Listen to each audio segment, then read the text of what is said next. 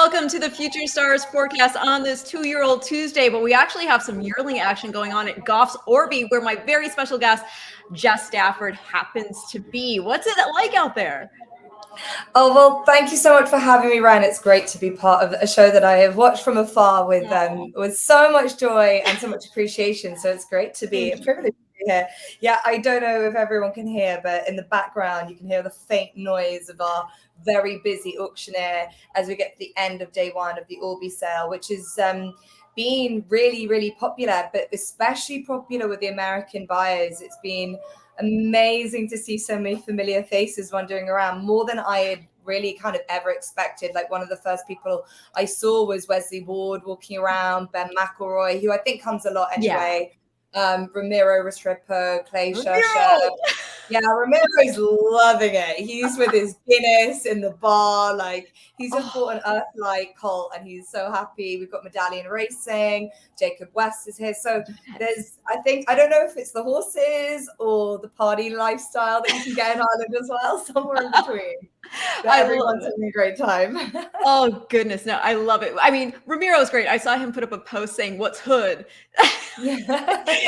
regarding Ireland and everything. And I saw that Rapoli through Jacob West, they picked up a horse already. They're on the board. I actually, so far, I believe the sales topper is this filly. I'm going to bring up let's see here. I'll just share the screen. Let me make sure it's showing. Okay. The screen is a little small, everybody. I know. Apologize for that. But it's a See the Stars filly. Joseph O'Brien picked her up. She's gorgeous, as you would expect, being by See the Stars and being a half sister to multiple Group 1 winner State of Rest. I'll pull her picture up bigger here so everybody can see. That's a fly filly right there. Yeah, that's what you kind of come to expect with like a blue-blooded animal. Like, she is exactly what breeders want to produce, and that's what a trainer wants to see. So I'm not surprised. I think it's a big compliment to Tina House Stud, who bred her and also consigned her, that Joseph O'Brien, who trained State of Rest, has bought her for the amount that they've done, and she is currently sales topper at $750,000, which is huge, 750,000 euros. And I wouldn't think that anything is going to surpass her today in terms of the top lot. We've got some really nice horses tomorrow, Kingman's, Frankel's, but See the Stars is exemplary and will continue to really just be a flag bearer for beautiful. And I think he does very well with his fillies. He's older now. He probably doesn't cover as many mares as he has done for a while. And there are younger sires coming out the blocks to really be as dominant as he is. But, with the Prix de l'Arc de Triomphe just around the corner, it's always timely when you think of See the Stars and that performance he had in the Arc. And I think a filly like this is Joseph O'Brien would like to hope that he can bring her to the top stages like he did with State of Rest. I mean, she's just lovely, absolutely lovely. Were you following the action over here? Our yearling sales at Keeneland?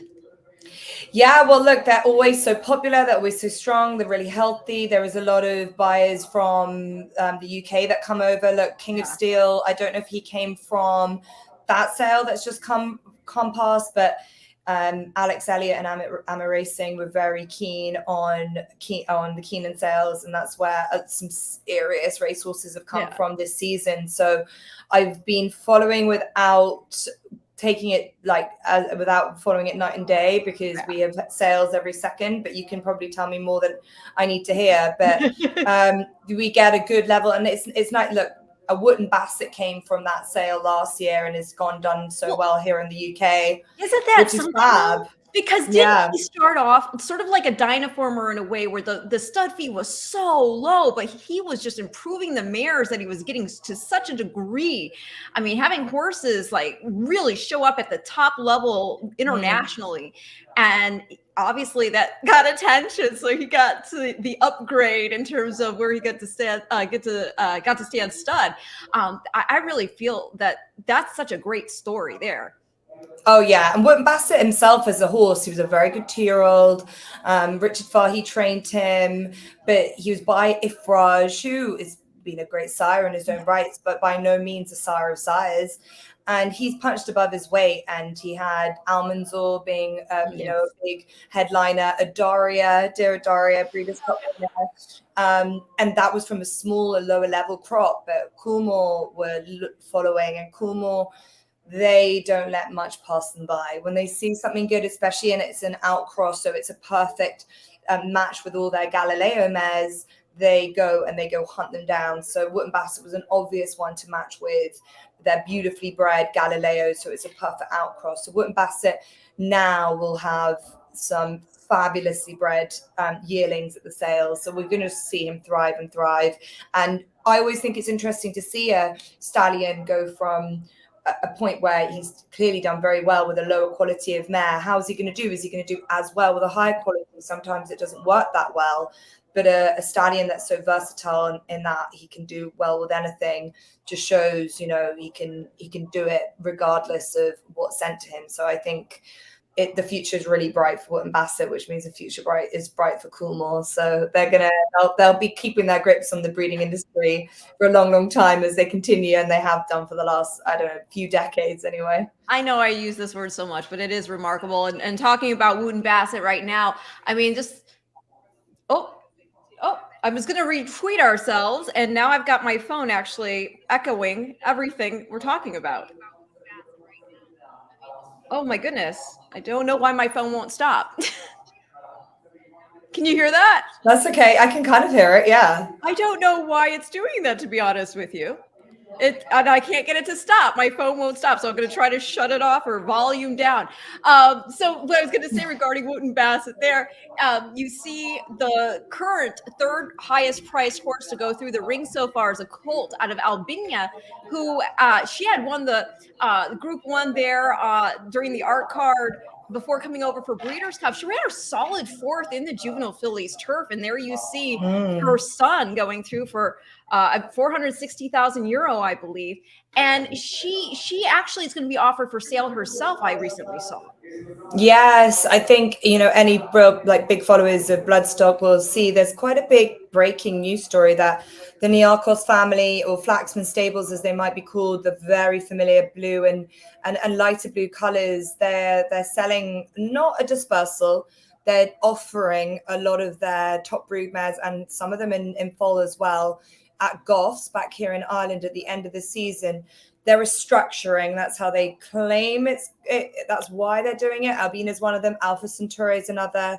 Yeah. A lot of them are in foal to horses like Frankel, Debarwi, Wootton Bassett. I think, you know, reading between the lines there's a different family dynamic now than it used to be. Those that are interested in the racing are not like as it was.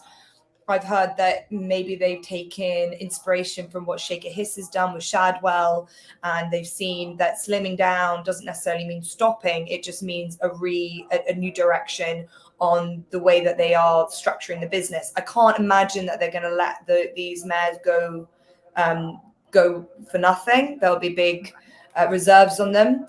But it is an amazing opportunity, especially knowing the way that the US market is so interested in fillies at the moment, and trying to, especially from a turf perspective, trying to get better quality turf horses bred in America. You know, it's a brilliant opportunity for anyone that's out there to have a bloodline that is guaranteed a status that is sometimes difficult to buy into. So I would encourage anyone that is looking or would love to have a top class turf brood mare that comes from a lineage that is difficult to replicate, and if you're going to do it, it will take a few generations. This is an amazing once in a lifetime opportunity.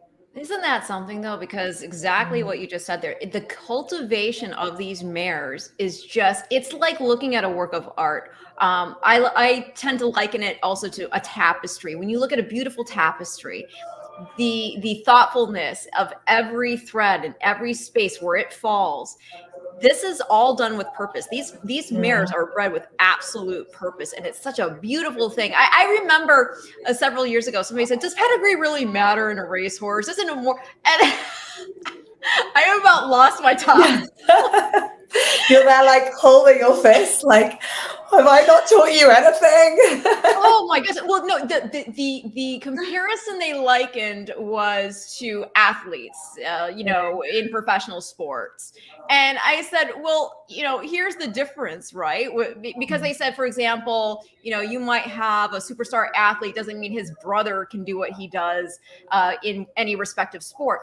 But we as human beings aren't breeding or pairing ourselves with other people purposefully to create athletes, but we are definitely trying to do that with our horses. And and it's obvious to anybody who listens to you, whether we're talking about the sales here or the racing, which we're going to get into, that you obviously know your stuff. Why don't you give your background to our viewers who may not be as familiar, because you've grown up with this?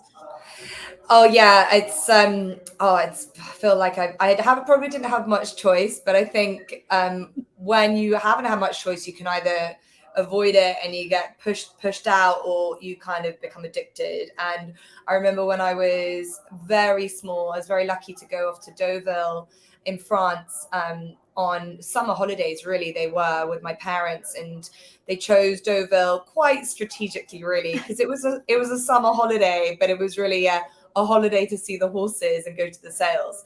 And in Europe, we're lucky, you can hop over. We spent a lot of time in the car just driving over to France and going racing in France. It was like our way of letting loose was to go on a holiday to more race courses. That's what we do. But we did this when it's not holiday. Anyway, that's what my life was like. And as an only child, I just spent my life following around my parents, and they would give me a catalogue at the sales at Arcana in Deauville, and they would let me just sit there. And even though it was all in French, I would look at these pages and these names, and I was just amazed by all the money. I think I was very transfixed by how fast it was. I love the fast-paced nature of it. I love how people make decisions so quickly. And I think it all became very obvious to me very quickly that, gosh, some are more expensive than others, some aren't. But trying to understand that was the next part of the puzzle. And puzzle solving is what racing is. You've got to try to work it out, and you're never going to be right all the time. But I love that idea of trying to problem solve. And when I was little, Dad would try and I had, when you're small, and you probably have the same with your little girl, they ask questions all the time. Yes. All the time. There's a new question. You're like, where did this come from? Why are you asking me that? That's what I would be like, just asking questions. And I think when you've got horses as your subject, there's never a silly question. And I always say that to people nowadays who are my friends, who are like, oh, but I don't know anything. It's like, no question is a stupid one. So I just asked questions, and Dad he was my inspiration. He had the eyes, and I would always say, what are you looking at, Dad? What is it that you're looking for?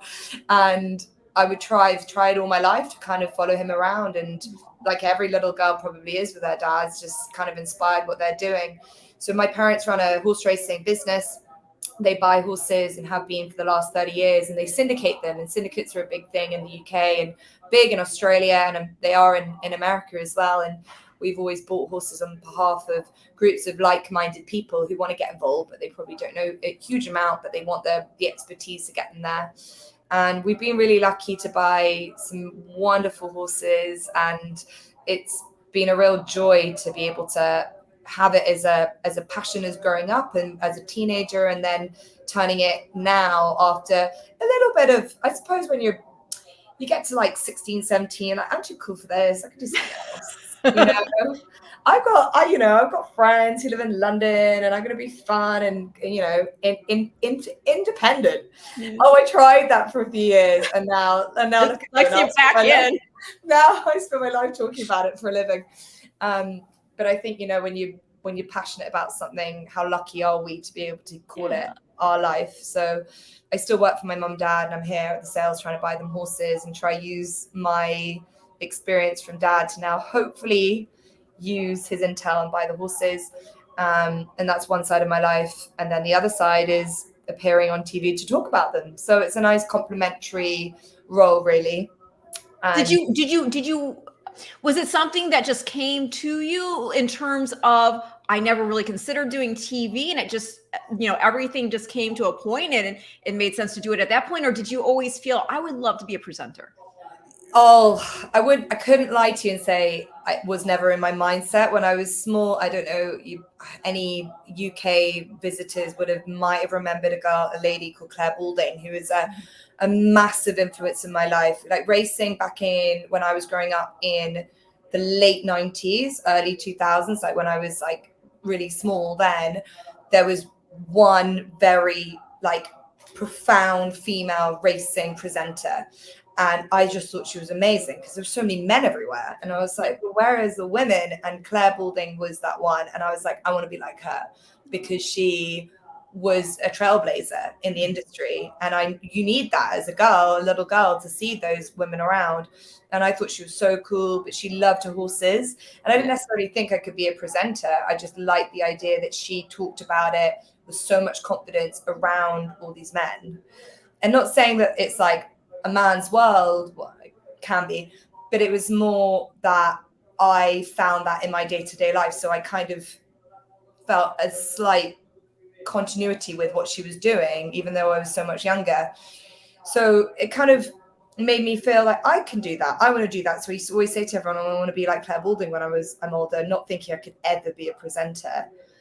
And then I did various jobs, and I was lucky enough when I worked at Flutter, which is the conglomerate that owns FanDuel now, and it's part of which was TVG at the time, but Betfair, which is in the US as well, I worked for, and I just got a job. I was living in Ireland working, and I was at college in Ireland, but I needed to come home, and I got a job, but I didn't really know if it was something that I wanted to do, but they said, use your racing experience and your insight to your best, use it to your maximum.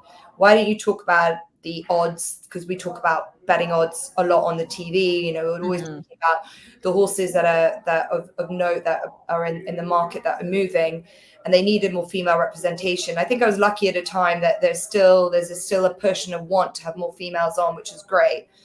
And I was extremely lucky that one of the ideas that the spokesperson Barry Orr said at the time was like, there is a day that I'm going to be on holiday and TVG normally have me on at Royal Ascot, but why don't you do it? And I remember so well meeting Scott Hazelton. Yes. It was like, who are you? Not in a bad way, but like, have you done me before? And he was so sweet. He was like, okay. He was like, where's Barry going? And I was like, Barry's going on holiday. You got me now. And I was so green. But I went on, and and Anna, you probably know Anna James. Yes, Anna James, yes. Who's such a legend. She was honestly such a help to me at that time. Aww. She was like, you can do this, girl.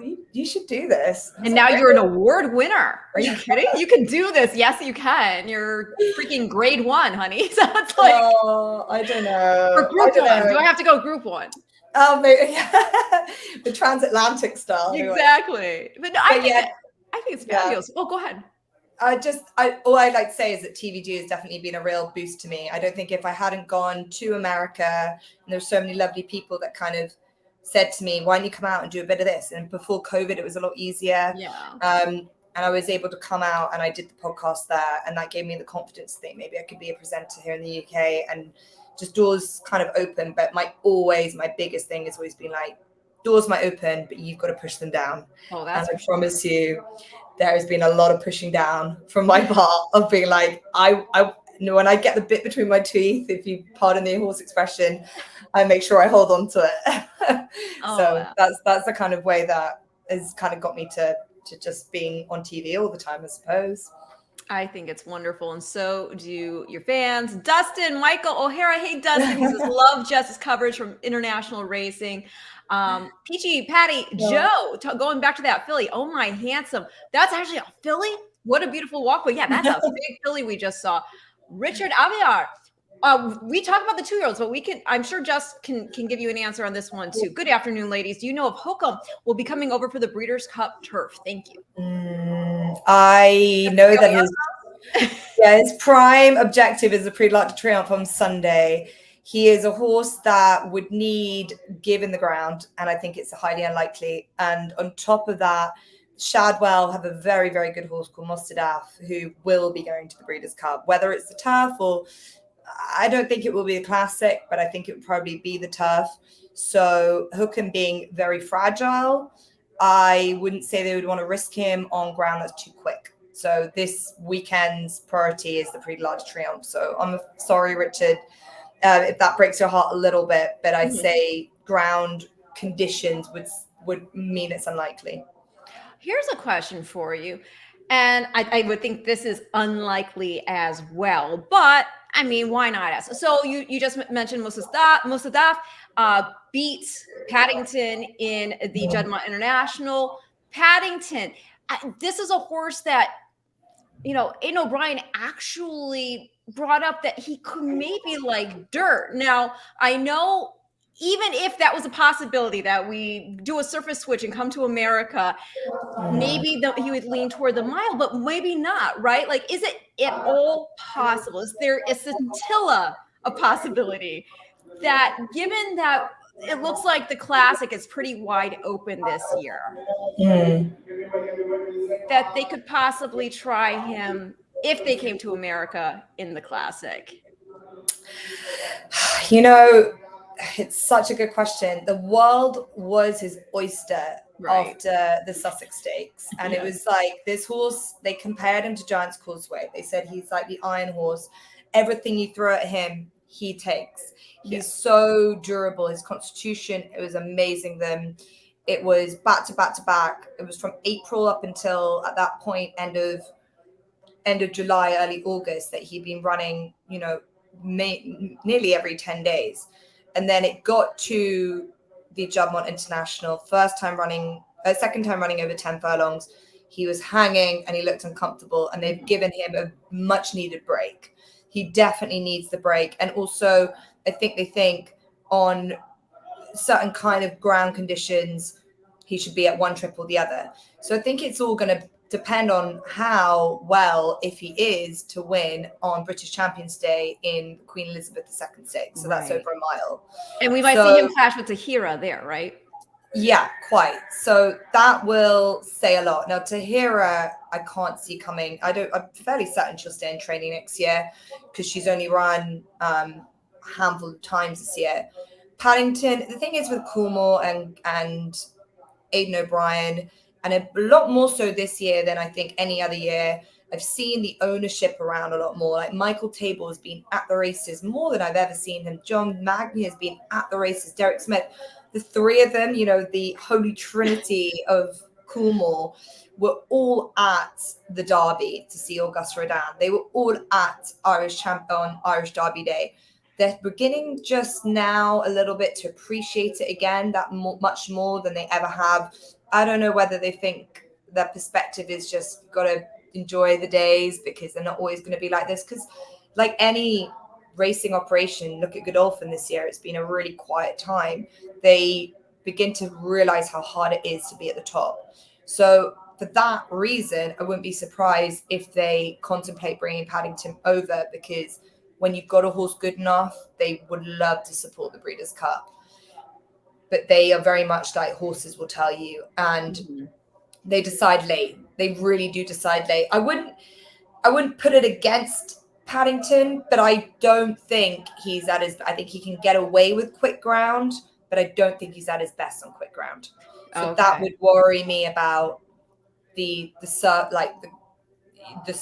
in respect to what he's best at. Being by Sayuni, being quite a heavy horse, he's actually better on the softer ground conditions, which is a contrast to Augusta Rodan, who is born for it, born for the deep impact. We've seen how much he's thrived, and he is the buzz horse, and the whole World Championships I think is going to be made so much better and more interesting when you've got a horse of that stature, the dual Derby winner, a horse that's gone through an up and down process, who's just showed us how much of a genius Aidan O'Brien is. To have him hopefully end out his racing career at the Breeders' Cup, I think is a massive compliment to the whole championships itself. Oh, no, absolutely. I'm one of those people, we're looking at, for example, going back to the Dirt Classic, we're looking at who is leading our division here? And right now, we don't have a clear answer. I think the consensus right now is on our Belmont winner, Arcangelo,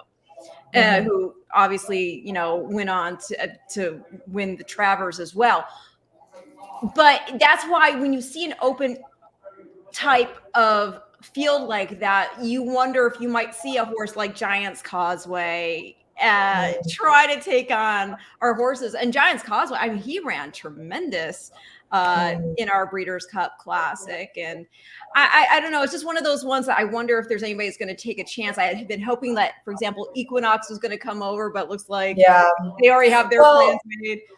The only horse would be Mostadaf. And I genuinely think John Gosden is highly considering it, because Mostadaf he's proven on that stuff. Well, maybe not, but he's proven on synthetics. He's a 10 furlong horse. He's more of a shop as opposed to a turf horse over 1.5 miles would stretch him. So I think if any of the European horses, he's the one that would be most likely for the Classic. That would be my opinion. And it seems like there's no obvious race for him before that. And I just think his profile has shown that he could do it. But it's John Gosden is that there's no one trying to tell him what to do. John Gosden will decide. As much as I love to think that, I mean, he knows, especially California racing like the back of his hand as well. So it would be brilliant. It would be fabulous. We need that. But the other horse, which might surprise you, is King of Steel. Yeah, I saw that he might come. Yeah, he's a big horse, and it surprises me because I think he is a horse that needs just grass in his nature. But he's American bred, and his owner, Ama Racing, Kir Jarabchan, will be sending whatever he can over. He loves the Breeders' Cup. He's got a lot of horses out in America as well. So would not be surprised if we see King of Steel somewhere. And he's definitely that. I think it's the trip. That's the thing. Yeah. The trip is perfect for him, like it would be perfect for Mostadaf in the Classic. So we shall see. Going from on the track trip to the actual journey trip, one of the comments I thought was so interesting that came out after Auguste Rodin redeemed himself was that that the ship was different, right? They didn't like traveling. What do you think the game plan is going to be to make sure he arrives at his peak from what you've seen with this? It's a good question. Well, I think traditionally, Aidan O'Brien always brings his horses over quite late, doesn't he? And you suddenly see the most amazing pictures appear of all of the Ballydoor horses and kind of in single file doing everything their own way. And it's just like, wow. Because it's kind of, the breakfast mornings are beautiful. The horses can pony one way and the other. Everything does themselves, but they do everything in single file. And there's so many of them and they're just so immaculately turned out. It wouldn't surprise me if Auguste Rodin came out a little bit earlier just to acclimatize. He's obviously traveling. When he ran really poorly in the 2000 Guineas, there was a lot of discussion that the travel over wasn't the ideal way that they normally do. They normally come down the night before and they had to come out the morning of or whatever it was. I don't really think that was the excuse in the end. I think the horse just underperformed for whatever reason on the very, very heavy going conditions. And I really do think it's about the way the horse breaks and the way that Ryan can ride him. So that's why, for those reasons, I think he will be really well suited by Santa Anita. If he's ridden forward and he uses speed, but then is able to maintain that exactly like he did in the Irish Champion Stakes. He's made for the race. I think he's growing up a little bit mentally, but I would assume he would come out maybe a little bit earlier in the week. But look, Aidan will be sending over a lot of horses. He always supports it so well, especially with his 2-year-olds too. And he's got the best bunch of 2-year-olds he's had for a long time. Well, I was just going to say, that was a thrill for me at Keeneland. Getting to talk with him is the first time I had ever spoken to Aidan O'Brien, and he could not have been more of a gentleman.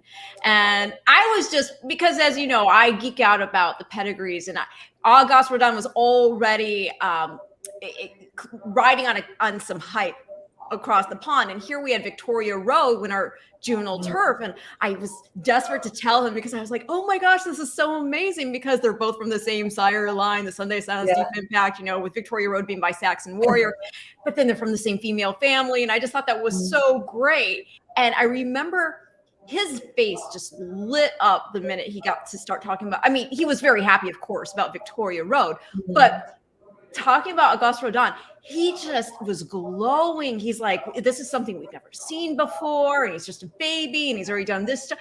So the expectation has been there early on. And it was so great to see him, not only win the Epsom Derby, but then, continue to roll after not meeting what we had hoped to see, in the race prior to the Irish Derby.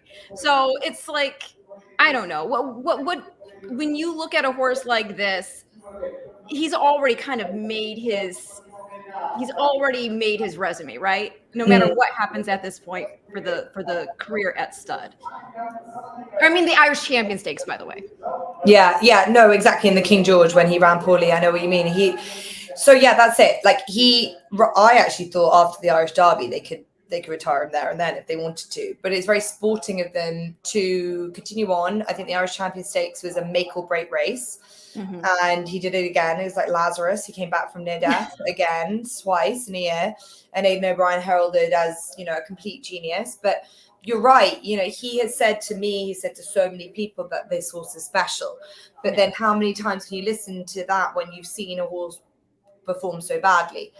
And Ryan is just like Aidan when you talk about the pedigree. Like Ryan rode Rhododendron, the Dam, great success. And she was so talented. And also the mares, the fillies at Ballydoyle tend to go on for a little bit longer. So you actually get a sense of their nuances for a lot longer. And she could throw in some poor performances herself, actually.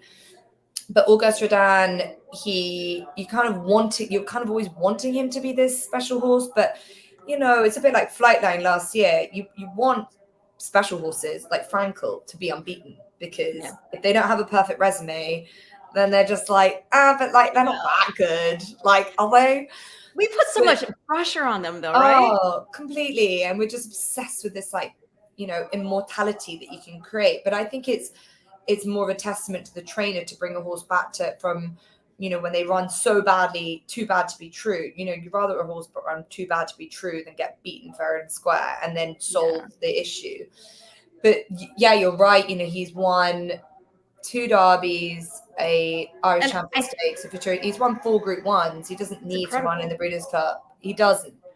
But it goes back to the point that I was saying that the Cornwall team, Mr. Magnier, Mr. Table, Mr. Smith, if they've got a horse good enough, they love to show it off on the world stage. So why don't you? And no better way than do it 40 years celebrating the Breeders' Cup. So I think it's brilliant for racing. And really there's only good for racing.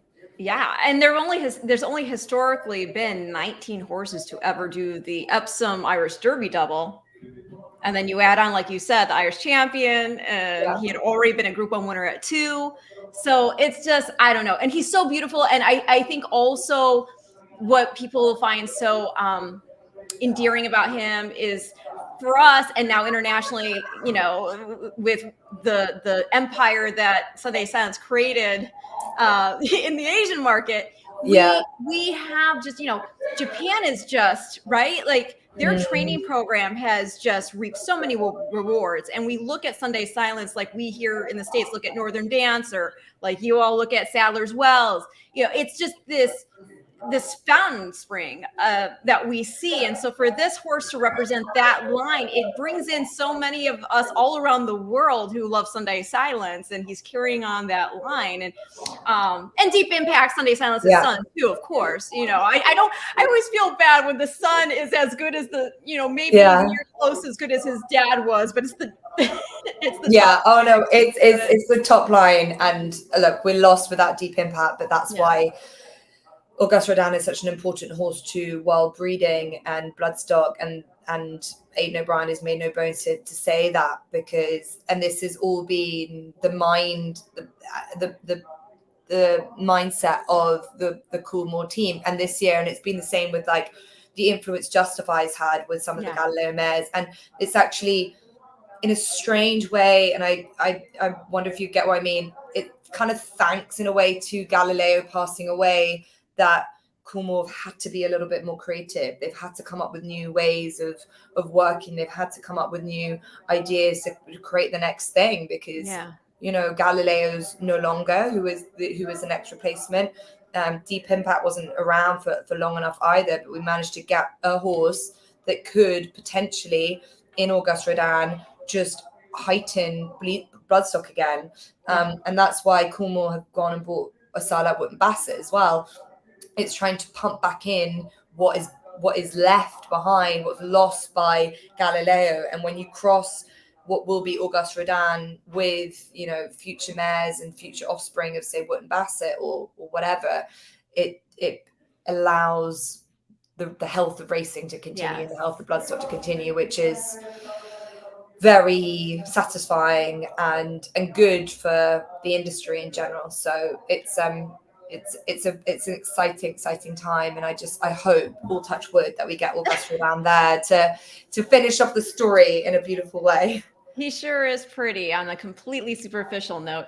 More comments here. Greetings from Bellany. Hey, Bellany, how are you doing? Thank you for tuning in. Lazy Dog, he always says this. So he says, woof, woof, win big, everyone. Thank you so much, Lazy Dog, for tuning in. We appreciate it. Right here, Andrew Gish says Galileo. Exactly. That's what I'm talking about. Like, Sadler's Wells is the sire of Galileo. Galileo is one of those ones, though. He definitely, certainly, like Deep Impact, made a name for himself, even though his sire was a colossus as well. This is very kind. Thank you so much, Lawrence. He says, love the show. Ren is such a great interviewer. Thank you so much, with the most important people in horse racing. Thank you. I try to bring you the best guests. I do. Lawrence, you always do. So now let's get into the actual topic of the show, which is, of course, the 2-year-olds. And we've seen a lot of really cool performances. We've seen some horses take each other on and then go on, where you have sort of the common opponent game going on. As far as the official win and you're in races that have taken place, and we're going to keep it to the turf juvenile races here in North America, up at Woodbine. We just recently had in the Johnny Walker Natal Stakes. She Feels Pretty for Cherie DeVaux. Get that ticket punch. She's 2 for 2. Really exciting. Very happy for Cherie. I'm not going to lie, I'm her friend, so you know, amazing. Yeah, it's great to see that. The Moigler Stud Stakes, in that same division of the juvenile fillies turf, we saw Fallen Angel, and I have the replay here. Before we show it, what are your thoughts? Because originally it sounded to me like they were either going to just call it a season. I mean, the fillies 3 for 4 now, but it also sounded like maybe the fillies mile at Newmarket. Did you have any insight as to maybe them entertaining the idea of taking the trip over? Yeah, it was one of my first questions afterwards to Carl Burke's assistant trainer, who obviously in the moment was so wrapped up in it. And I think when you win a race like that, and you also beat a filly like Ylang, who was favourite for the race and ran disappointingly, they didn't have initial reaction. The mentality was with the fillies mile, the Group 1. There's an obvious race for her. The thing is, with that race and that day, it was very soft ground. It was clearly in her favor. Do you think that's what happened to Ylang? I mean, I know she's, won obviously on ground that wasn't good firm, but do you still think that she ran like there was something amiss to me? She was holding her head funny. I have the race here. We can, you can continue to talk while it plays. So let's see here. I'll share the screen so everybody can see what we're talking about. And I believe Ylang goes to the lead here. She does, and she was in a lovely position. She seemed to be, traveling grand. At this point, you can see her in the navy colors, with the white face, with Ryan Moore on board, and he set about his work quite confidently, really, on her, and decided, bring her to the front. And she was striding out grand. You can see Fallen Angel, who's the eventual winner, is in grey there. Who's just tracking her. So I think she got quite a nice. She got quite a nice position all the way through. And you thought at this point, and she was, favorite for a reason, Ylang, that she was doing fine. She, I'd say about a furlong or so, she begins to come under pressure. Now, one school of thought is that she wasn't handling the ground. The other, and I thought at this point here, it's Fallen Angel, who you can tell is just traveling better. This is when Brian Moore is asking her, and I just thought she was holding her head just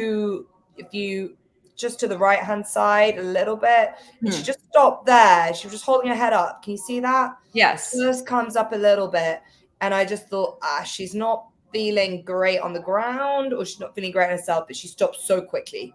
Yeah. And I don't want to take this away from the winner, because the winner puts in a really good display. She goes really far clear of the first two of the rest, but Yang Lang ran, like, for me, something was amiss.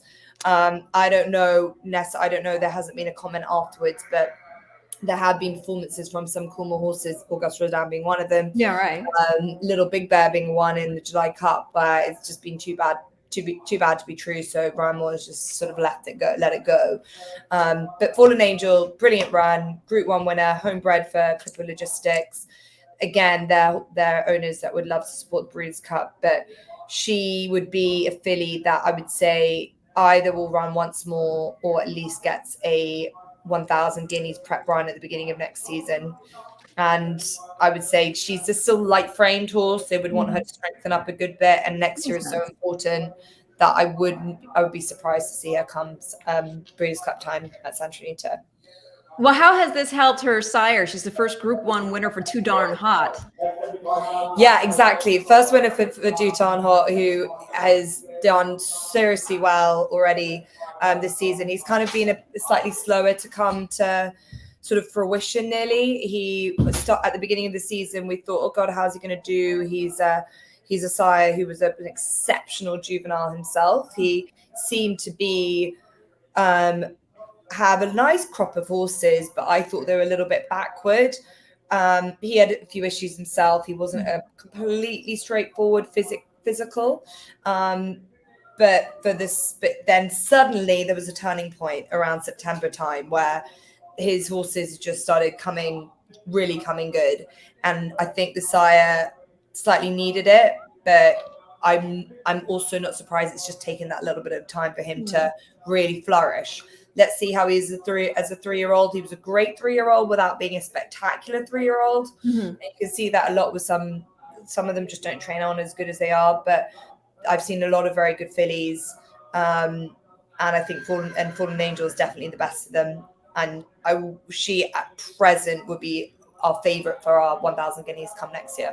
Well, it's also very, I'm going to use the word endearing again. Her name, I looked into it, and from what I understand, her dam was Steve Parkin's favorite mare, or one of his favorites anyway, and she passed away due to colic. So this is her last foal. So his daughter, who names their horses, named her Fallen Angel after her mom, and after the dam here. And I just thought that was a very sweet way to remember the mare, and what a filly to do it, right?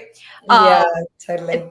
The thing I also find interesting, again, talking about the common opponent game, is that Fallen Angel had actually previously, back on July 27th at Sandown, she had run second to Shawari in the EBF Star Stakes. And I believe we're going to see Shawari this on the 29th in the Rockfel, yeah?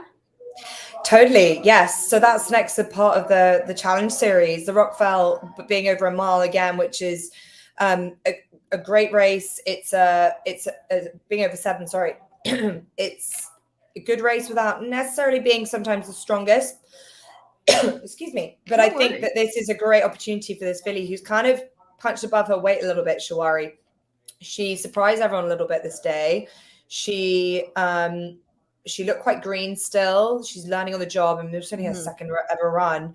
But she was given a very nice ride by Oisin Murphy, I thought, who just kept her. It was educating her. He's so good with young horses. But that you can see in front of her a horse called Soprano, who's in the blue and dark blue colours. She was very keen that day. I really like that filly. I think she's another one to keep an eye on in this race, because she was far too keen. And even Fallen Angel probably got too much daylight. So I think Fallen Angel was helped by the setup of the Moigla a lot better than this. So Shawari, as opposed to Fallen Angel and Soprano, was a lot more settled. She was able to follow the horses around. But, look, this is a completely different setup to anything that you normally see. We're going the wrong way around for you guys. Right. But Shawari gets given a perfect pitch, and it's here where she just travels into it like a good thing.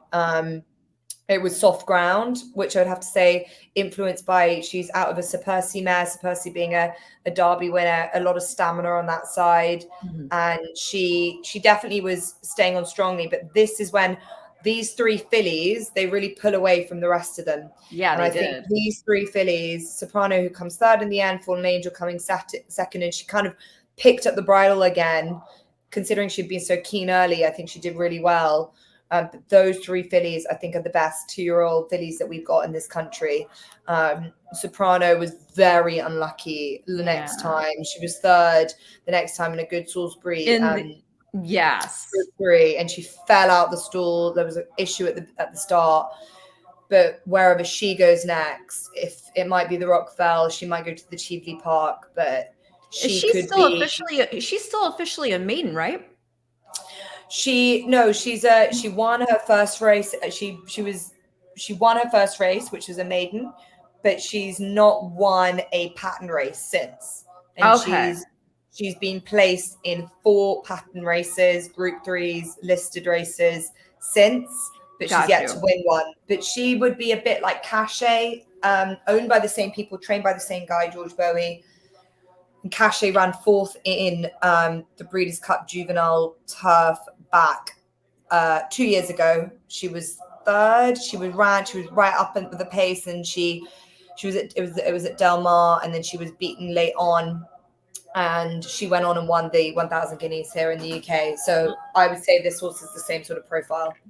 Look at you! I mean, my gosh, like you're an encyclopedia. I love it. I did want to go back to Ylang because she was favored in the Moglier for a reason, and I believe we're going to see her in the Rockfel. She's part of the entries, and I haven't had a chance to really delve into the way that you guys post them when they're confirmed official.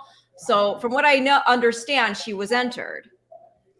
Yeah, so we get it depends on the grade of the race, but the bigger the race, the earlier the open stages are, because for prize money reasons, you've got to pay to enter your horse, and there are forfeit stages, so you take your horses out. But the 5-day declaration stage is actually quite important because you'll get a better understanding of where the horse is definitely going to go. So it's Tuesday today, and the Rockfel Stakes is on Friday, so we'll find out tomorrow. We have 48-hour declarations here. We'll find out tomorrow at around 10 a.m. if she's definitely running. Okay. But she's we already have odds set, so she's already 9-2, so it suggests that she probably will run. I think you've got to forget about her last run. This is more like it. She is a horse with star quality when it comes to her pedigree. She's by Frankel, Abishambolic. She cost $1.5 million, 1.5 million guineas as a yearling. Wow. And she just showed why they paid that amount. I think this is Leopardstown that you've got here. Yeah, this is the Jockey Club of Turkey Silver Flash Stakes. This is a Group 3. Yes, and this form was really well franked. So the reason why I think that Ylang Ylang underperformed was because the horse that came second to her that day, Vespertilio, who's in the black and the red in behind her, she actually finished second to Fallen Angel in the Moygler Stud Stakes. Right. So she kept her form up, whereas Ylang Ylang didn't. So and also Vespertilio, before coming second to Fallen Angel, won a Group 2. So the form is all there. Ylang Ylang just needs to put that performance behind her, whatever it is, and a bit like Aiden did with Auguste Rodin, right? Just put it to one side and be like, this is the real horse. So let's hope that she can go and prove it. I love the way she did this. She was so tough out in front, and she'll have a pretty hard nut to crack with Shawari, but I think it's a very interesting matchup if they do run, because we obviously know that Shawari beat Fallen Angel. Yeah. what would have happened had the real Ylang turn up. If Ylang beats Shawari, where does Fallen Angel sit in? It just makes the puzzle really interesting. I know. Let's see. This is what we're talking about. Like, again, in the States, we call it the common opponent game, and we've been seeing in it. Some horses hold their form, some horses don't. Some do redeem themselves, as you've discussed. Is there any other filly you want to talk about in this race, or should we move on now and talk a little bit about some of the other horses we've seen, and then how it relates to the other win in year, and we're going to have on September 30th there at Newmarket, which is going to be the Juddmonte Royal Lodge. No, I think as long as I mention Soprano, who I've got a real soft spot for, then I think love it. That's the one. But I've said it to the owners, Highclere. I've said, do you think you would send it to Santa Anita like you did with Cachet? And all I know is that George Bowie, the trainer, would love to get her there. So if she does end up in the Rockfel, because she's also entered in the Cheveley Park, but if she does end up in the Rockfel and she wins, then it's more of an incentive. Essentially, we need more Breeders' Cup winning urine races here. I know. The more the better. I know. Well, everyone wants to come. They've changed it, I feel, because not to take away like the status of me covering the 2-year-old races, but I'm almost sure the Cheveley Park was part of the Winning You're In before, but maybe I just. It's difficult to decide, and there's so many options. You can't get all of them. And look, the horses have it's such a good incentive. And the amount of times I see people, and I'm like, that's a Breeders' Cup winning your in race, and it gets people more of us bringing their step to the side. So let's see. She'd be coming in with a lot of underbelly. I mean, she's had the 5 starts, she's had the 1 win, as you discussed. She always shows up.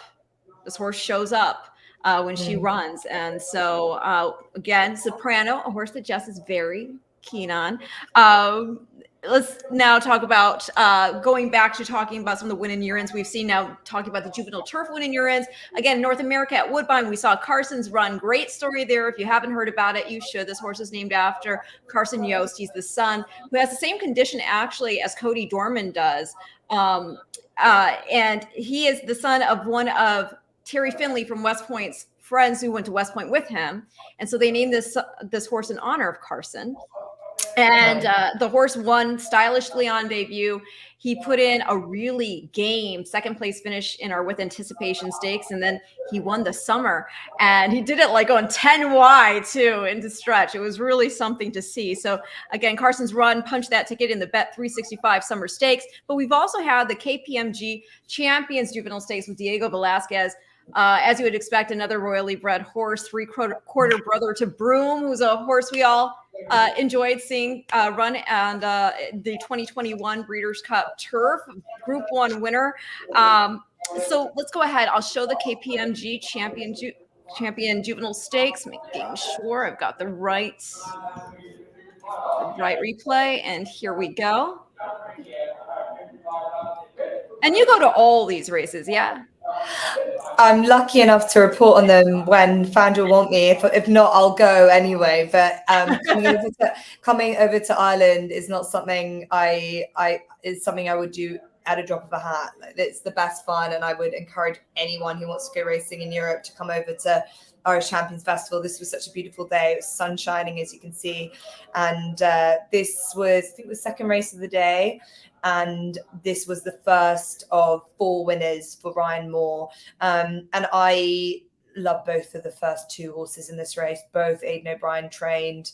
The horse in the lead here is Capulet, who I think is one that I would be very surprised if we didn't see him at the Breeders' Cup, because he's a son of Justify. He's already won on the synthetic surface at Dundalk first time out. He's a very tough horse.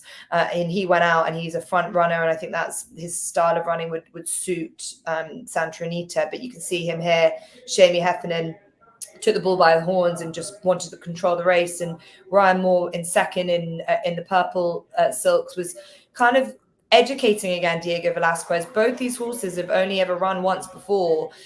Obviously, they've worked like proper good horses back at home at Ballydoyle, and they might have even worked together. But it was this point where they just went and took each other on, and Cap did it to his credit, kept going. But Diego Velasquez, he just found that little bit extra in the closing stages. But I got the opportunity to speak to Ryan Moore afterwards, and he said that those two are very good horses, really good horses, and he wasn't surprised that there was such a small distance between them.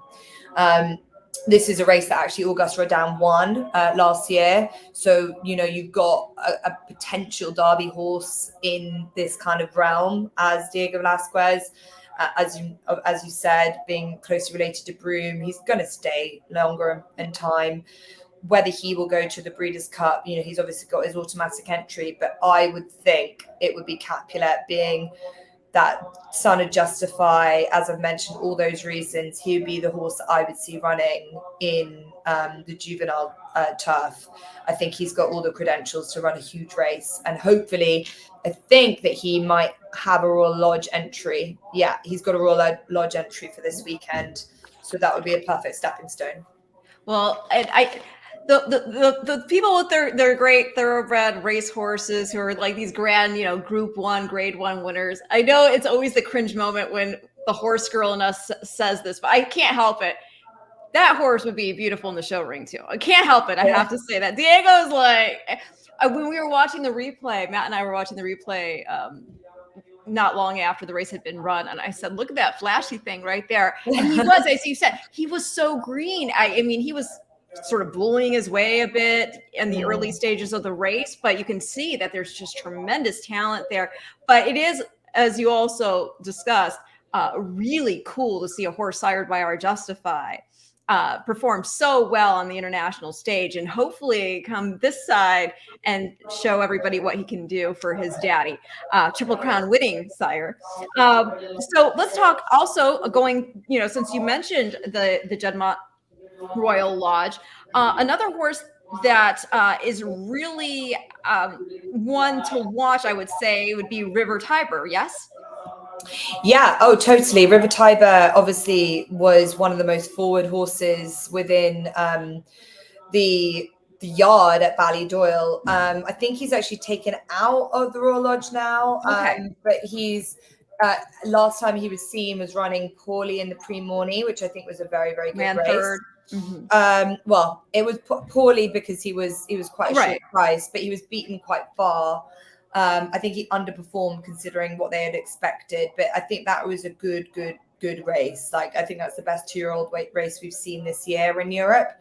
Vendique being the winner, and Ramatouille, another offspring of Justify, was second. She'd be really interesting. Ramatouille, right? Yeah, owned by Tony Parker, NBA star, who I was lucky enough to be standing right by during this race. Oh, really? Did you interview him? So cool. No, I wasn't actually working that day, but I was there. I was standing. I actually asked. I was like, we've got to get our cameras here next year because it's such a great day. But that's when you just whip out your phone and be like, hey, on the fly. I know. But he had press everywhere. He had cameras all over him. It looked like he was getting a documentary recorded. And, like, poor thing, he had to watch his horse come second, and he was there just being like, okay. But Vendique, he did it in the style of a horse that's like clearly above average. You can see him coming around horses in the yellow and black and behind horses that were sort of off the bridle.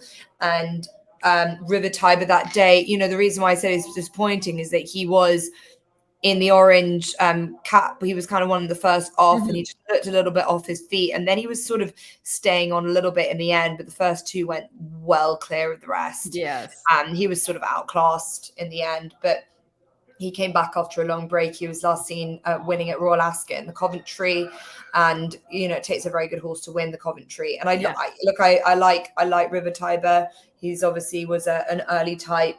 It just goes to show how strong and how deep the juvenile division is at Aidan O'Brien's. We've talked about all of these horses, and we haven't even mentioned the best of them all, which is City of Troy. The son of Justify, who was pulled late last minute from the national stakes in at the Curragh, and he tops all the lists. But then there's all these other horses that we've mentioned, and it's just quite frightening. I know. I hear you on that. I do. Is there one in particular of his races that you would like to show our viewers? Oh, it's so well named. The superlative stakes at The Newmarket. superlative. Let's see here. I'm gonna pull that up because why not? Why shouldn't we show him? I real quick before I do that, is Van Dijk still entered for the Royal Lodge? Van Dijk isn't. No, I would think I'm fairly certain Van Dijk goes to the Dewhurst as well. Okay. From the last time I heard, that was his target, which will be a really good race if he does, because well, he's also in the Middle Park this weekend. So again, we'll find out. We've got all these Group 1s. It's whether they want to keep him at 6 furlongs and step him up to 7. But the Middle Park would be at the 6 furlong race. The Dewhurst will be 7. And City of Troy is going to the Dewhurst. So if we see City of Troy versus Van Dijk, that's going to be something quite special. Here we go. But this had everyone's jaws on the floor this day. You can see he's in the navy blue silks, so Mrs. Magnia's colours. He's so straightforward. You know, the amount of horses we say, especially in their second races, we think, God, they're green. They're trying to learn. You can see the jockey trying to adjust their hands, trying to educate them. You can see how loose Ryan's hands are on the reins. Like, that is the jockey's dream. You see all the other horses in comparison. He's just riding him like a proper rocking horse, and it's just poetry in motion. And Aidan said to me afterwards, this horse is so unique. You can train him over 4 furlongs, 5 furlongs, 2 furlongs, whatever he wants. He just does it. He knows his job. And he came to the leader at this point, and Ryan just said, go on. And it was electric what he does next. And everyone just thought, okay, this is something a little bit different. And he just wasn't stopping at the line either. And he just ran so straight too. There's no way that a horse, and you can see now how big a frame he is as well.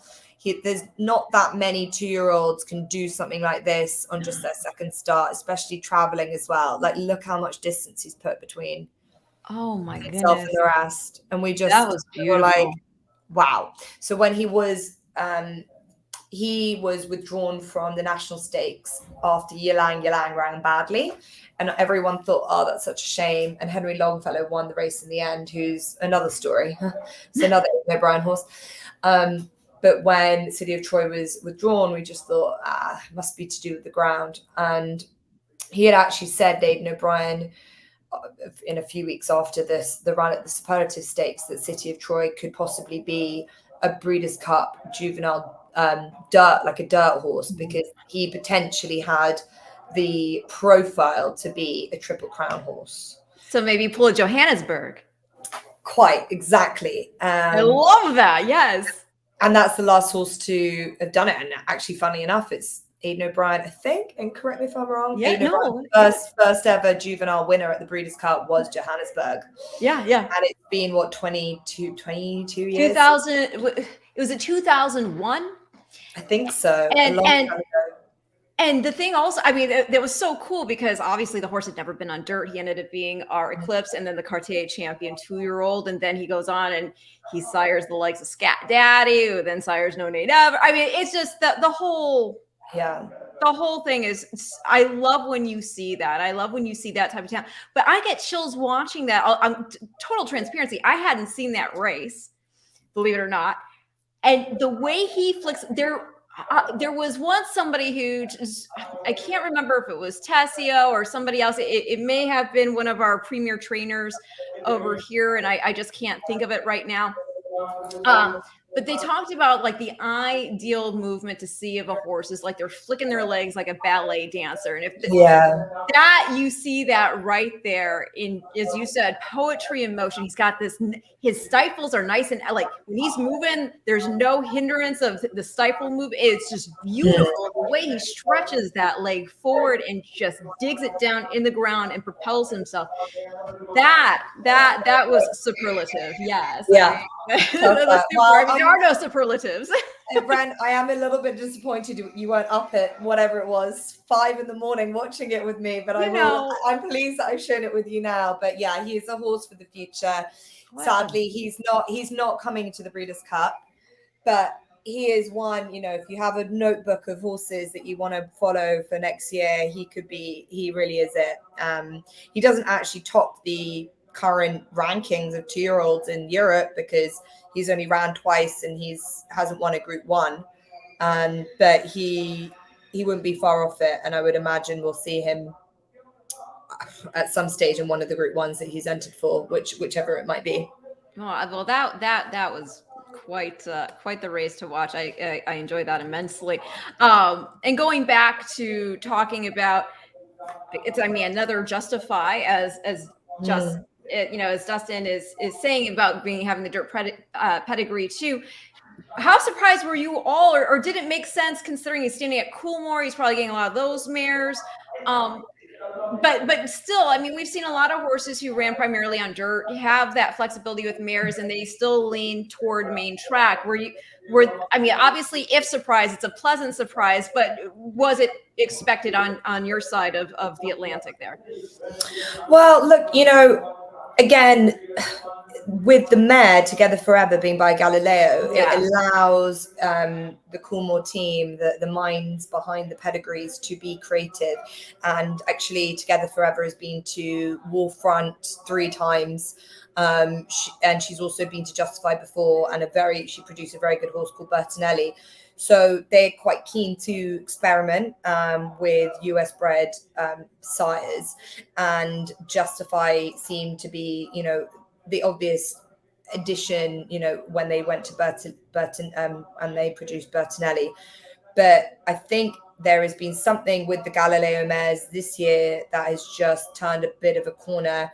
The first ones have been good, but the second ones have been even better.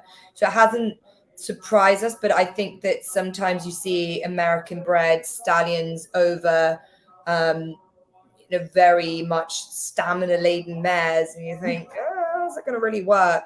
But I just think it emphasizes the talent and the excellence of the racehorse that Justify was. You've no idea how he would have done on turf. Like, he could have been brilliant himself. But we've got being by Scat Daddy, yeah, we've got this opportunity now. We got the Johannesburg line. To show both, which is great. And there is no better operation than Ballydoyle to give that a go and be punchy and try horses in both. And at the end of the day, they'd love to win a Kentucky Derby. They really would. That would be awesome. And I Peachy Patty Joe is telling me that the stream was suspended. I'm guessing during the replay. There might be copyright assigned to the Racing TV replay on YouTube, because nobody else seems to have had it suspended, because Justin was watching, because Justin says jaw dropping, which it was. So I'm sorry about that, Patty, and anybody watching on the YouTube stream, because this is also being streamed on X as well as Facebook. So I'm guessing other people did not have that issue, but you can check the replay there if you want to see what we were looking at and drooling over. So going back to the Juddmonte Royal Lodge, is there any other 2-year-old that you think is definitely going to make the gate on the 30th that we should discuss? Oh, let me have a look again. So I think that Forest. Yeah, the one thing I would note is that I don't know why, I think it might be something to do with the timings this year, that this weekend having the Middle Park, the Royal Lodge, the Cheveley Park, the Rockfel, it all also falls on the same weekend as the Prix de l'Arc de Triomphe. Yeah. So you've got another Breeders' Cup win in UAE, the Jean-Luc Lagardère on Sunday. Yes. Exactly the same option, a mile, slightly different racetrack, maybe slightly softer ground. So we'll see. I can show what we've got coming up. So you see here, the Basti Equiworld Dubai Rockfel Stakes. This is for the fillies, September 29th, winning urn for the juvenile fillies turf at Newmarket. Stateside, we have the Vosburg for the Qatar Racing Sprint. At Aqueduct, we have the ACAC Stakes at Churchill Downs for the Big Ass Fans Dirt Mile. The Awesome Again Stakes for the Longines Classic at Santa Anita on the 30th. The ACAC was on the 30th as well. And then the Juddmonte Royal Lodge Stakes September 30th for the Juvenile Turf at Newmarket. But also, as Jess is discussing, we have a lot of winning your ins that are going to be happening there. Including the Prix de l'Opera, all of these. The Qatar Prix Marcel Boussac, that's the race that we were talking about earlier. Albinia had won that, and then she came over and ran 4th in our Breeders' Cup Juvenile Fillies. There's the ladder there. You've got a lot of options, and I think if you are a racing owner, you would rather probably be with a horse on Arc Day than maybe at Newmarket. That's the kind of thing, it's much of a muchness. But there is one horse in the Royal Lodge that is worth noting, and I think I spent a lot of time talking about how good the Ballydoyle horses are at the moment, and one conversation topic, maybe rightly or wrongly this year, has been the quietness of Charlie Appleby's barn and Godolphin having a more of a below par season than they would have done at their very high standards. We're used to seeing them having such a strong strike rate, and Charlie Appleby is brilliant at sending horses. We see Master of the Seas doing what he's done over at Woodbine, and they're still knocking out a very high level of horse, but their older horses aren't as good. They retired Adaya, Hurricane Lane retired as well. Their 2-year-olds, the best of them is probably Ablan, who's entered in the Royal Lodge on Saturday. Okay. He is a son of Dabawi. He's now 2 from 2. He won a Group 3 at Sandown by only a neck. And it was grand without being, it's not something that I'm going to make you put up. You can watch it if you want to, but it was just a little bit like, is that as good as they've got? They don't have in the list of all of the current leading 2-year-olds in the UK and Ireland, he doesn't have one that's rated over 105 time form rating. So that just goes to show where they're kind of lacking in a sense. But you wouldn't be surprised that they'd be happy to bring something over to the Breeders' Cup, but it's just not been to the standard that we are used to seeing from their team at the moment this year, for whatever reason. And to put that into perspective, Van Dijk, who was at least in the pre-entries for it, and who, as we already discussed, had won the Prix Morny, Timeform has him rated at 127 with the P. But yeah, where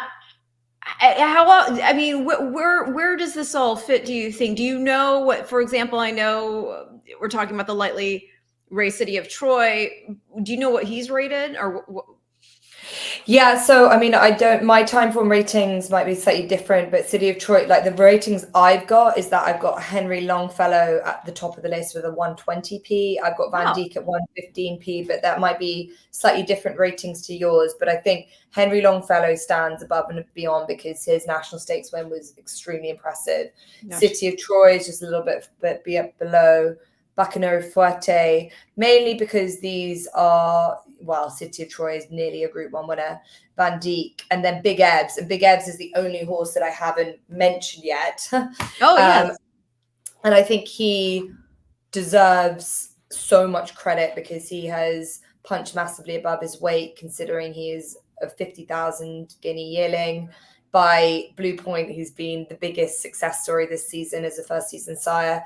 And he's definitely coming to Breeders' Cup. Last win, he won at Doncaster Flying Childers a couple of weeks ago, and is we gotta show that because he's coming before. So. Oh, and this is such a cool win, such a cool win. I put it on. I reposted it on my Twitter, on my X account, because I thought it'd be worth showing to all the racing fans out your side, because he is bomb proof out the front. He's so quick at the gates. He's a proper sprinter, whereas some of the 2-year-olds I've been talking about are slightly more, mile-based, 6-7 furlongs. This is a 5 furlong horse. And he won at Royal Ascot, and you can see him with a big fluffy white noseband on. Look at the amount of lengths he took out the field coming out the stall. He outbroke them for sure. He was so cool, but then he was able to maintain the gallop too. And horses tried to get down to his, to breathe down his neck, but they couldn't keep up with it. So the momentum he was able to set was a bit like his sire Blue Point, which was awesome. And the great thing about him is that he's very ground versatile. He's running here on kind of softer ground, but he probably will be better suited by quicker going conditions, which he had when he won at Royal Ascot. And I just loved the way he just kept on going. He just wanted it more and more the further the race went on. So I'm really excited to see him at Santa Anita. He'd be one of the stories of the year. He's trained by a guy called Mick Appleby, who's better known for his all-weather horses. He's not known for Group 1 sprinters at this level. He's a very good trainer and he deserves all the success. And he's named Big Ebs after a man who, a very good friend of the owners, who was called Big Ebs. They called him affectionately Big Ebs, and he passed away. And I think that it's good and healthy for the sport when you've got the smaller guys who are there trying it out in a championships that needs it to be for everyone, not just for the people that can breed sons of Justifies and the like. So having a horse like that come Breeders' Cup time will make it like really authentic, I think. Oh, I love that. Like you said, it really brings that dimension to the storylines that can then be presented. And we're so excited because you will be making the trip over. You're gonna be reporting there at Santa Anita. How is the planning going? Yeah, I'm so excited. I feel really honored, Ren. Really, really honored to be there. You've earned it. You've earned it. As the female representative, hopefully Claire Balding, my idol, will be pleased. Look, I know Rishi Prasad is coming out, and I know that Nick Luck, of course, will be there for NBC. So to be in and amongst those guys who are called like kind of my idols for so long, and to be there talking about what I love is just a complete and utter honor. So I can't wait. My biggest thing at the moment is tracking down every trainer I can and finding out what their plans are. So I know my plans. So I have all my prep done. So I know what horses are coming. I was in with a trainer called Adam West last week, who will be sending his Nunthorpe Stakes winner, Live in the Dream, who else has heard this story. It is amazing. This is a guy who has never had a horse running in a Group 1. He is a little pocket rocket. He's got one way of running, and that is out the gates and doesn't stop, a bit like Big Ebs. He has really captivated the racing public, and it would be similar to Big Ebs, but slightly even more rewarding in that a horse that, probably on pedigree isn't bred to be at this level.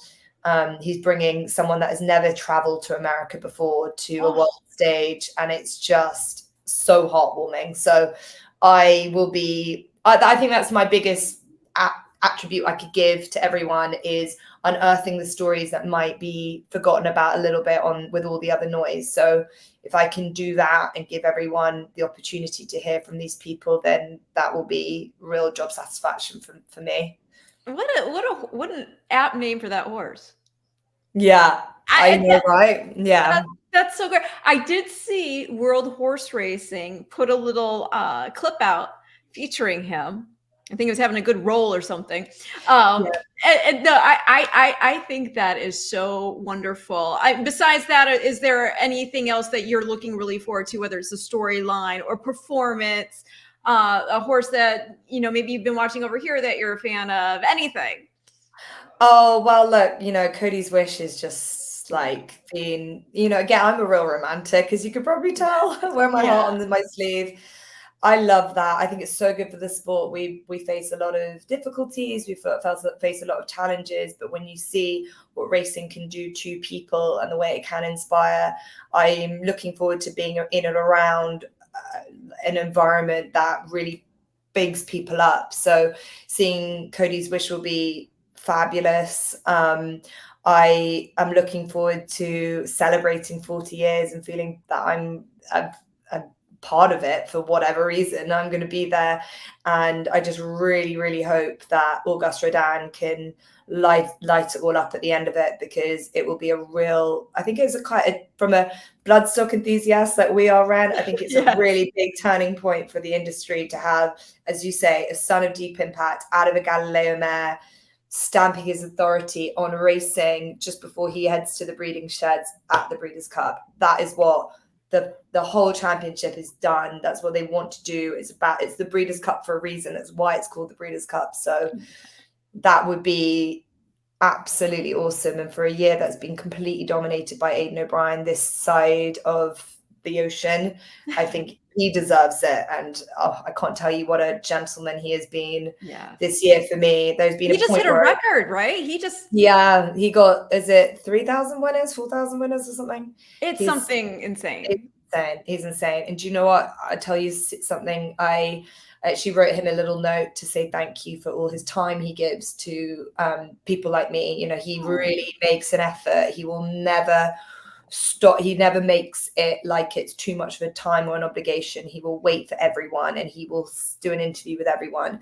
So I just wrote him a little note to say thank you, because I thought, you know, what can I do to say how much it means to me? And he came up to me at Irish Champions Festival and he just grabbed me and he was like, thank you for the letter. Oh, I was like, oh, the best. 4,000. I just popped up 4,000. Yeah. And I mean, to be, and so many of those wins are group grade. I mean, it's really a remarkable achievement. Frankie, real quick, he says, has everyone forgotten about Maj, the 1,000 Guineas winner? No, but it's a 2-year-old show. It's a 2-year-old show. No, but I should have mentioned, I know, and she's running in, is it the Kiwi2 at Keeneland? I believe so, but I don't know. Yeah, I think pretty certain. And actually, Live in the Dream is running in the Woodford Stakes, so my other horse that I love. But Morge is running at Keeneland as a prep run. She has always been backdated from the fillies and mares, so I would hope that she's gonna run a great race for Sabine Sura, because they've wrapped her up in cotton wool. So hopefully she'll be able to show, you know, and restore all the faith and the patience that they've had to give her throughout the season, because she had a real setback. Well, see, but look at that. I'm going to commend you though, because I can just throw a horse name at you and you already have the inside scoop, or at least the perspective of what we should be taking note of when she's going to be running. I'm very excited about Keeneland. Let's see. Yeah. Oh, I love it. I'm very excited about Keeneland. We're going to be kicking things off, obviously, with some great racing action there in the first weekend of October. But in the meantime, this has been such a thrill for me, because as I said to you before, I mean, I love and appreciate the racing over there. There are a lot of horses who are my favorite horses who ran over there and achieved great things, like Nijinsky or Brigadier Gerard, or, you know, all these big horses, of course, Galileo and See the Stars and Frankel. But do I have a handle of it? Am I on the bit like I am with our racing here in the States? No, I don't know all the ins and outs of it or the nuance of it. So to have somebody like you come in with your expertise and just you're like a Rolodex. You just pull it up and you. Some people say I need to get out more, Ren. No. Do what you're doing, because you are thriving, you're flourishing, and you're making our job so much easier, because you're basically giving us, you're doing all the legwork for us and giving us the information that otherwise we might feel overwhelmed in seeking out ourselves. And I'm excited for you in all facets, not just the journalism facet, but of course, you're still active as, in the bloodstock market, ownership, and hopefully, how great would it be to see you have a horse with your name on there? Yeah. And we had our own Breeders' Cup juvenile. She was a filly turf runner, and she came sixth in the 2012. She was called Waterway Run. She was actually then purchased by Martin Schwartz, and she ran a few times in America afterwards. And she was like, she was so proud of her. She ran at the Breeders' Cup in Santa Anita. So one day we'll come back with another one, but we just need to find one good enough. You're gonna do it. You're right there at Goffs. You're just planning a few worry. years ahead. Head down tonight, and I'll be studying that catalog, and hopefully we might buy something tomorrow. Or actually, just a year ahead. These are yearlings. See, so you've got like a little bit of planning you can do. Find your horse, bring him over. Yeah. Dustin. Oh gosh, no, that would be a thrill. But in the meantime, thank you so much for all that you are doing. I am so impressed. I could not be more impressed, actually, with just, again, your wealth of knowledge. Dustin, Jess, and Ren, great job as always. And thank you to everybody else. I'm sorry I can't get to everybody else's comments right now. We're in the middle of the show. It's hard to look over. I don't want to feel like I'm not paying attention straight on. But checking out the comments on the side, you all have been very kind. And I love the engagement with you expressing the horses that you're interested in. And also our viewers have a lot of good knowledge too, in terms of horses that they've seen run or connections to horses we are discussing. Richard That you ladies, I know you meant thank you. I know you meant thank you, Richard. So you are so welcome. But again, Jess, thank you so much. Keep us posted on all the goings on over there. And when you do come over, safe, sound travels. And I wish you continued success. Oh, thank you so much. And if anyone wants any insight, any questions, any horses in particular that they'd like to hear more about, or anything, you know, as I said at the top of the show, no question's a silly question. And all I want to do is be able to enhance the knowledge that everyone already has. So we can all work together for that. All right. Well, everybody, this has been your Future Stars forecast on a 2-year-old Tuesday with very special insight from my very special guest, Jess Stafford. Be sure to tune in next week.